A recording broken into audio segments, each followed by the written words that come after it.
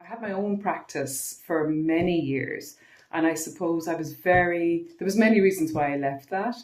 Mostly it was around trying to manage my own personal life. I have 2 children and a single parent, and it was just very difficult during the recession and everything to manage it. So I made a decision based primarily on trying to have some more backup. Yeah. And I have absolutely achieved that. I now have the time to do all this kind of what we call portfolio work now. You know, I didn't have the time to do that before. Now I actually have a day a week that I do not work in practice clinically. Brilliant. And it's because I moved here. Yeah. You do give up a certain autonomy when you move from your own practice to a group practice.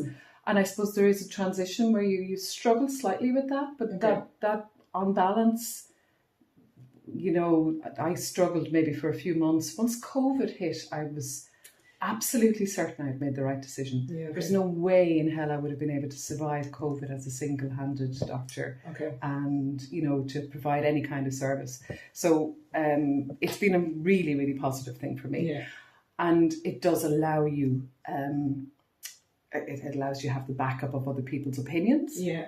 But it also you have the backup of being able to take a day off, be sick. You don't have to find a locum because you're sick for a day. Yeah. You know, these are things that, as a single-handed general practitioner, it's so hard.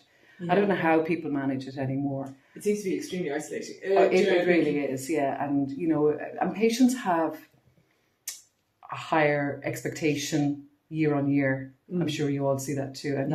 And those expectations are, you know, they're perfectly entitled to have them, but they're hard to be met in a situation that isn't a group practice, I would think, at this stage. You know? No, absolutely. So for me, it's been absolutely the right decision.